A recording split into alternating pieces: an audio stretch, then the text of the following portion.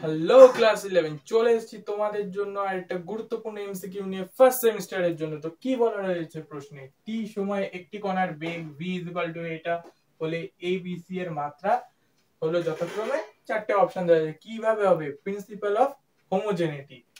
তো আসো, তাহলে a এর জন্য একটা হবে, b এর জন্য একটা হবে, c এর জন্য একটা হবে। তাও a v বলেছে, v মানে বেগ, l t ইনভার্স বেগের মাত্রা equal to a t directly হবে, যেহেতু প্রিন্সিপাল অফ হোমোজেনিটি এটার সাথে এটা, তাহলে a is equal to l t inverse by t।